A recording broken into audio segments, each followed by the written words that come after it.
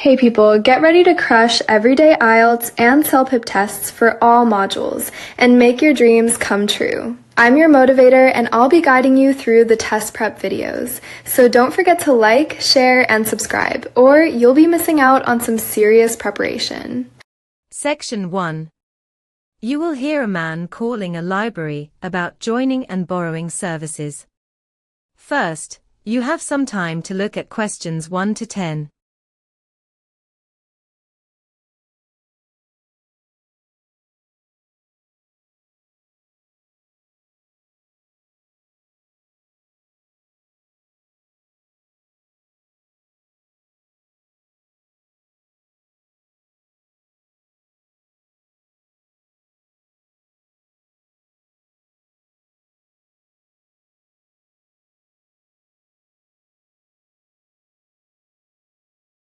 Now listen carefully and answer questions 1 to 10.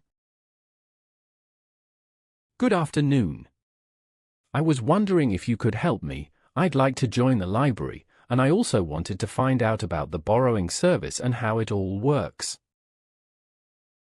Of course, I'd be happy to help with that. Let me just take a few details from you to get your membership set up. Could I start with your surname, please? Yes, it's Whitfield.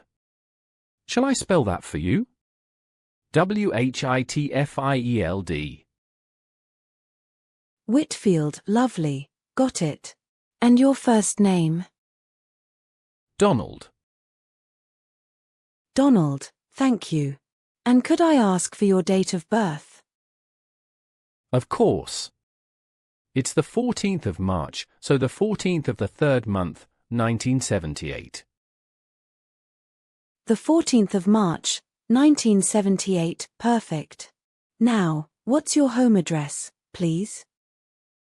It's number 12, Copper Lane. Copper Lane, and is that in Belton? Yes, that's right, Belton. Brilliant. And could I take the postcode as well? Yes, it's BT4, 7RJ. BT4, 7RJ, thank you. And a contact number, please? Yes, my mobile is 07823 441 096. 07823 441 096, got that down. Now, we actually have two membership options available. There's the standard membership, which gives you access to our main lending collection, or a premium option that also includes digital resources and interlibrary loans. Which would suit you best? Oh, I think the standard membership will be perfectly fine for now, thank you. Absolutely. So with the standard membership, you're able to borrow up to 6 items at any one time. The loan period is 3 weeks, after which items need to be either returned or renewed. Right, so 6 items, and 3 weeks. That's quite generous, actually. And what's the fine if I happen to be a bit late returning something? It's 20 pence per day, per item. It can add up a little if you're not careful, but as long as you renew before the due date you'll be absolutely fine. You can renew online, by phone, or in person, whichever is easiest. Oh, that's very handy. And do I get any kind of reminder when things are due back? Yes, we send an email notification 3 days before the due date, so you've always got a bit of warning. Very useful. Actually, members tell us they appreciate it.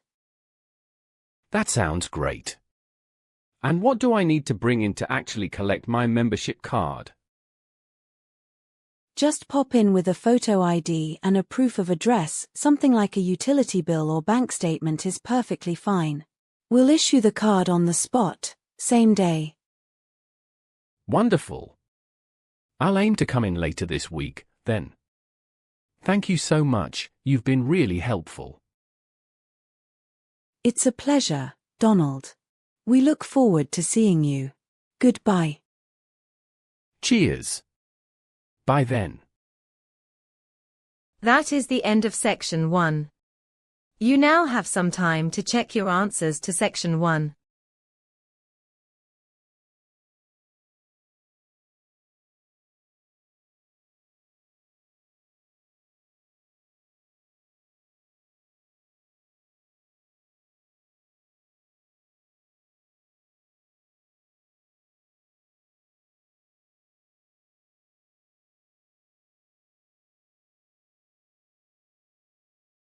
Section 2. You will hear an airport information officer describing terminal facilities. First, you have some time to look at questions 11 to 20.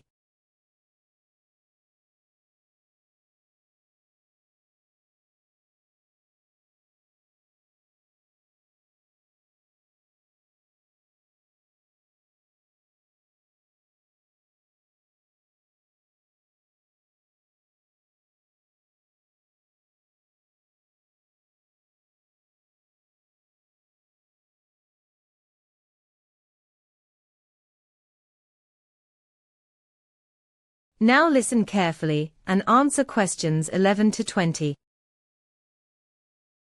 Good morning, and welcome to Heathrow International Airport. I'm Caroline, one of the airport's information officers. I'd like to take a few minutes to guide you through the main facilities available across our terminals today, starting with some recent updates and changes you may not be aware of. Terminal 3 has recently undergone significant renovation, and the most notable improvement is the introduction of self-service check-in kiosks throughout the main check-in hall. These allow you to print your boarding pass and baggage tags in just a couple of minutes, and automated bag drop counters are conveniently positioned right beside them to keep things moving quickly. If you're looking for a quiet space for prayer or personal reflection, our airport chapel is located on level 1 of Terminal 1, just past the main information desk and opposite the baby care room. It is open to people of all faiths and remains accessible throughout the day. For any medication or travel health essentials, I'd recommend visiting the pharmacy inside the departure lounge. Please do note that the pharmacy closes at 11 o'clock in the evening, so be sure to call in before then if you need to pick anything up. Passengers wishing to relax before their flight are welcome to use our premium lounge, which is available in both Terminal 1 and Terminal 2. Entry is priced at £25 per person and includes complimentary refreshments, high-speed Wi-Fi, and a selection of reading materials. Access is available to travelers on any airline. Families traveling with young children will be glad to hear about our dedicated play area, located on level 2 of Terminal 1. The facility is free of charge, however, to ensure all families have the opportunity to enjoy it, visits are limited to 2 hours per session. A member of staff is on hand at all times. Our business center, found on level 3 of Terminal 2, provides a professional working environment with printing, scanning, and video conferencing facilities all available. Please be aware, however, that business center staff are not in a position to assist with flight rebooking. For that, you will need to visit your airline service desk directly. I'd now like to highlight a few additional facilities and give you some important details about each of them. Currency exchange counters are located in all 3 terminals and are extremely convenient for last-minute exchanges.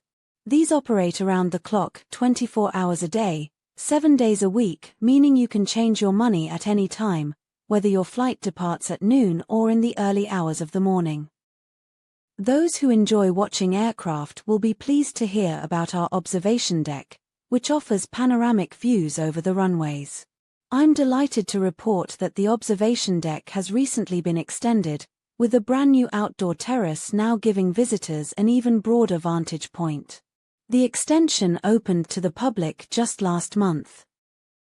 On level 2, you'll find our family cafe, which serves a wide range of hot and cold meals throughout the day. This is a particularly popular choice for traveling families, as the cafe offers a special discount for those with children.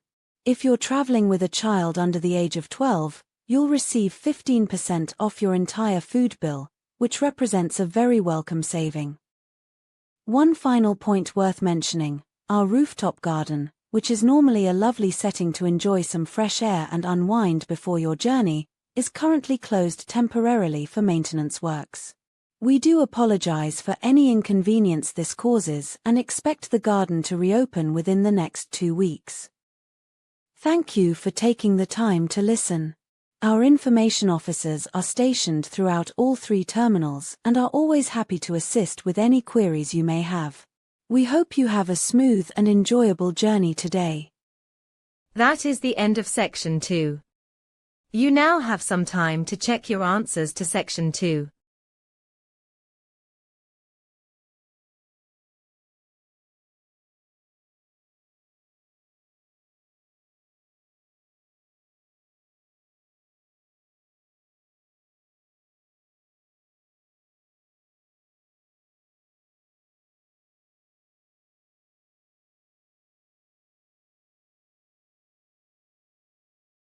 Section 3.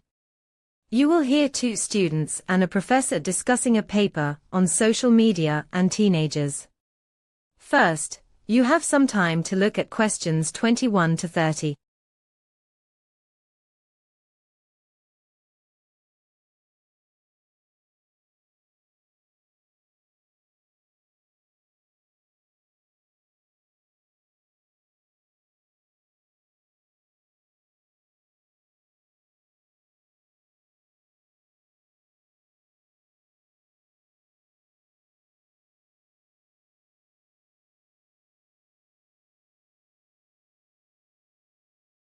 Now listen carefully and answer questions 21 to 30.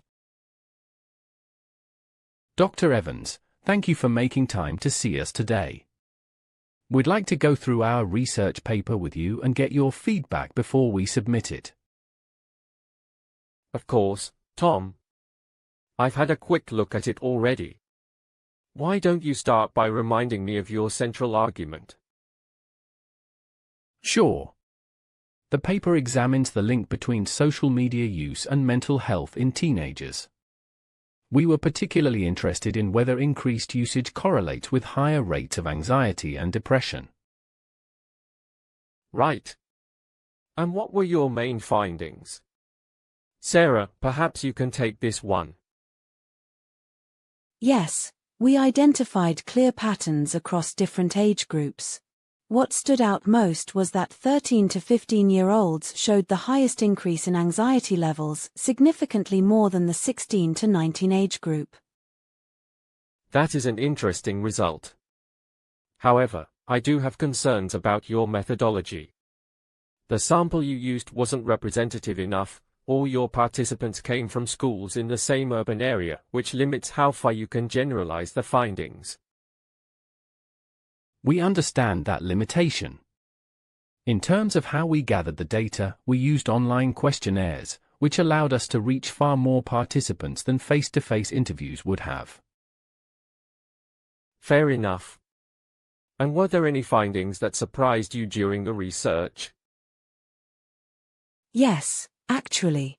One of the most unexpected results was that teenagers often underreport their daily screen time, sometimes by as much as 2 hours.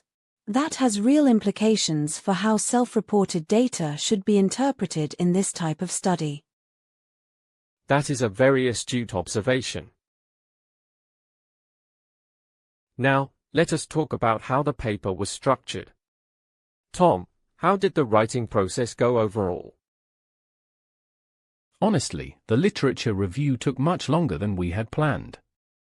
We originally set aside about 2 weeks for it, but it ended up taking nearly 5. There was simply far more relevant published material than we had anticipated. I see. That is common with this topic. What about the data analysis phase? That was definitely the most challenging part of the whole project for both of us. We had to teach ourselves new statistical software, and there were several points where we were uncertain whether we were interpreting the outputs correctly. I can imagine that was difficult. I will say, though, that your introduction was better than I expected. It was concise, clearly signposted, and set up the research questions very effectively. Well done on that section. Thank you, that is encouraging to hear.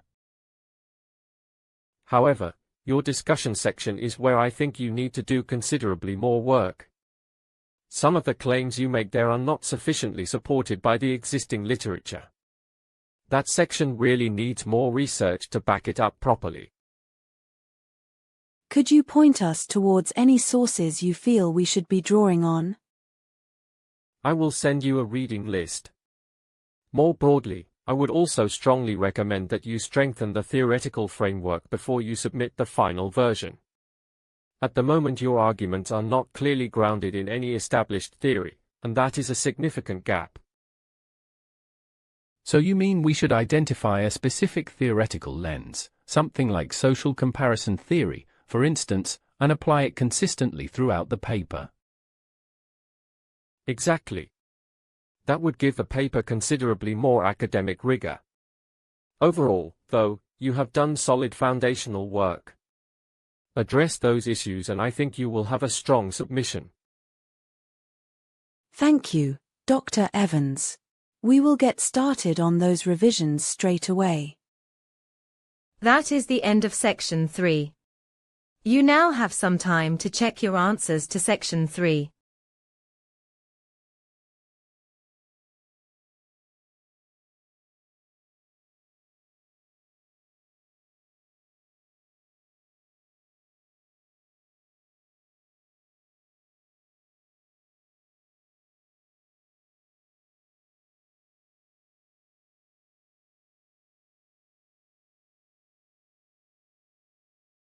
Section 4.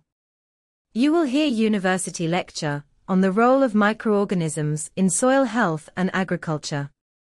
First, you have some time to look at questions 31 to 40.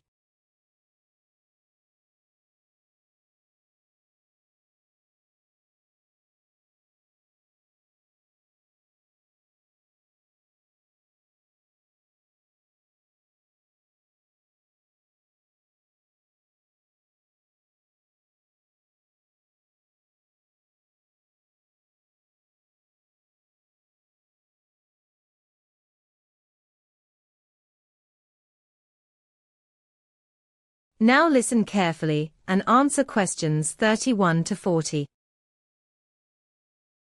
Good morning, everyone.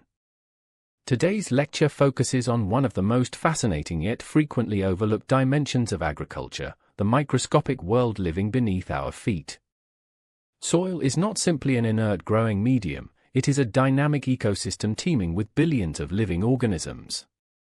These microorganisms play an absolutely fundamental role in sustaining plant growth, regulating nutrient cycles, and ultimately determining the productivity of our agricultural systems. Let's begin by considering the diversity and function of soil microorganisms.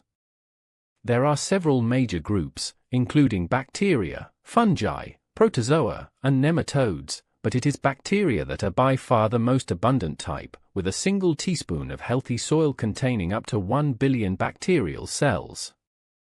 Alongside bacteria, fungi perform a critical process known as decomposition, by which complex organic matter such as leaf litter and dead plant material is broken down into simpler compounds that plants can subsequently absorb. This continual recycling of material is essential for maintaining soil fertility. Of equal importance is the process of nitrogen fixation, carried out by specialized bacteria such as rhizobum. These organisms convert atmospheric nitrogen, a gas that plants cannot use directly, into biologically available forms, essentially supplying a natural fertilizer to the surrounding soil. Moving on to one of the most remarkable relationships in the natural world, the association between plants and mycorrhizal fungi. The term a mycorrhiza literally means to fungus root, and these fungi form an intimate connection with plant root systems. One of their most significant contributions is helping plants acquire phosphorus, a nutrient that, although often present in soil, exists in chemical forms that roots alone cannot easily absorb. The relationship between mycorrhizal fungi and their host plants is described as symbiotic, meaning that both organisms derive clear benefit from the association. In return for delivering phosphorus and other minerals, the fungi receive carbon compounds, specifically sugars, that the plant manufactures through photosynthesis. This exchange of carbon is, in fact, the primary energy source that sustains the entire fungal network underground. The scale of mycorrhizal associations is truly remarkable. Research has established that approximately 90% of all known land plant species form these associations with fungi, illustrating just how deeply embedded this relationship is in terrestrial ecology. Beyond nutrient acquisition, mycorrhizal networks confer additional protective benefits. Studies have shown that plants with active fungal partners demonstrate significantly greater resistance to drought, because the extended hyphal network can access water held in fine soil pores that plant roots themselves cannot penetrate. This capacity to buffer against drought stress is becoming increasingly significant as global climate patterns grow more unpredictable. Turning now to the broader agricultural implications of soil microbiology. It is worth noting that many compounds derived from soil-dwelling bacteria have been developed into antibiotics. Streptomycin, for instance, one of the earliest treatments for tuberculosis, was first isolated from a soil bacterium in the 1940s. In terms of farming practice, there is growing recognition that microbial health must be actively prioritized. Proponents of organic farming argue that synthetic pesticides and chemical fertilizers disrupt microbial communities, reducing their diversity and functional capacity. Organic systems, by contrast, rely on microbial activity to cycle nutrients naturally, and long-term field studies consistently demonstrate that organically managed soils harbor considerably greater microbial biomass and species richness. In summary, soil microorganisms are not peripheral to agriculture, they are its very foundation. As we face the dual challenges of feeding a growing global population and reversing environmental degradation, understanding and harnessing these microbial communities will be absolutely central to building sustainable agricultural systems for the future. That is the end of section 4. You now have some time to check your answers to section 4.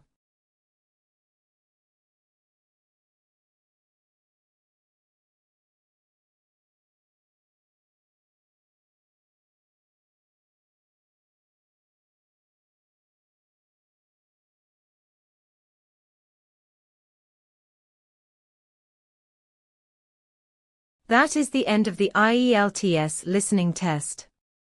You now have some time to transfer your answers to the answer sheet.